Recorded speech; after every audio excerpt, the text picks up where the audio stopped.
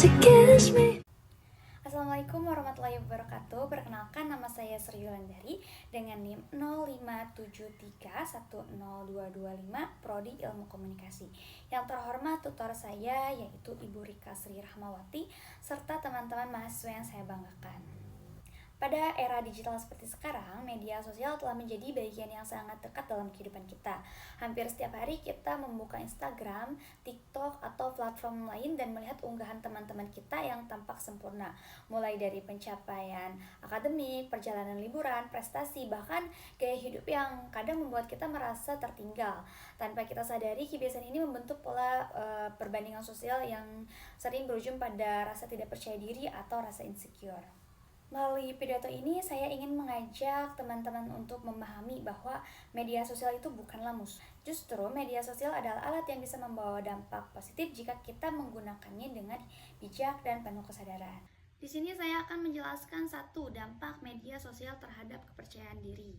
Penelitian dari Primark et al. Tahun 2017 menunjukkan bahwa semakin sering seseorang menggunakan media sosial, semakin tinggi resiko ia merasa terisolasi, minder, atau tidak puas dengan hidupnya.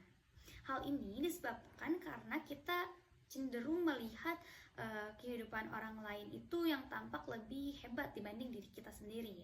Fenomena ini diperjelas oleh Faget et al. Tahun 2014 yang menyebutkan bahwa pengguna media sosial biasanya hanya menampilkan highlight reel, yaitu sisi terbaik hidup mereka, foto, momen, atau pencapaian terbaik mereka, yang kita akhirnya membandingkan kehidupan asli kita dengan kehidupan versi terbaik orang lain di dunia maya. Dari sinilah rasa insecure mulai muncul. Yang kedua itu ada akar permasalahan, perbandingan sosial dan efek psikologis. Kita sering lupa bahwa unggahan di media sosial bukanlah gambaran lengkap dari kehidupan seseorang. Realitas di balik layar mungkin jauh berbeda. Mereka juga punya masalah, kegagalan, dan kesulitan yang tidak ditampilkan. Namun, otak tetap membandingkan hingga menemukan efikasi diri dan membuat kita merasa kurang. Kebiasaan ini jika dibiarkan memengaruhi kesehatan mental, motivasi belajar, bahkan cara kita memandang diri sendiri. Yang ketiga, media sosial sebagai ruang pertumbuhan.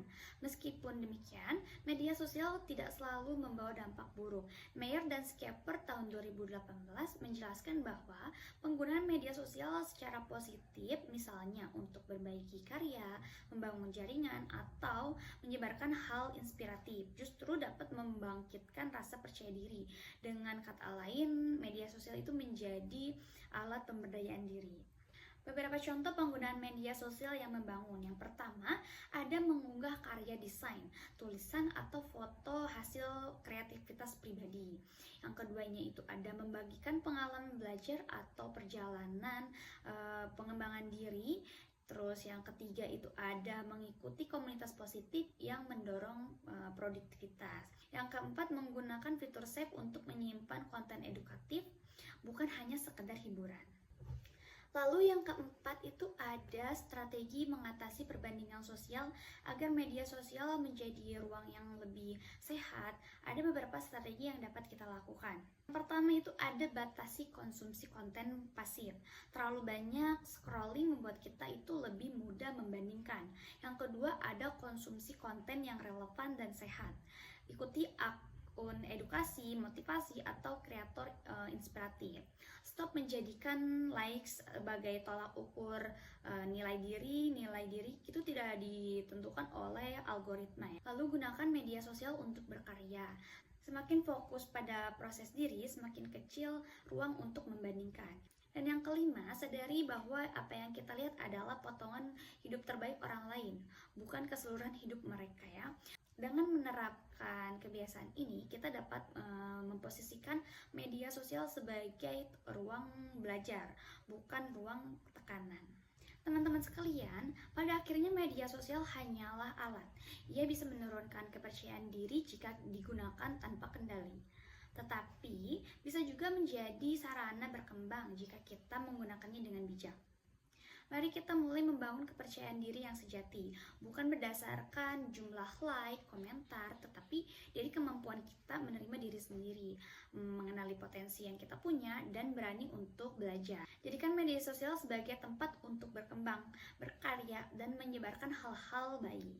Sekian pidato yang dapat saya sampaikan. Terima kasih kepada teman-teman. Semoga apa yang saya sampaikan itu menjadi motivasi untuk kalian semua. Terima kasih. Wassalamualaikum warahmatullahi wabarakatuh.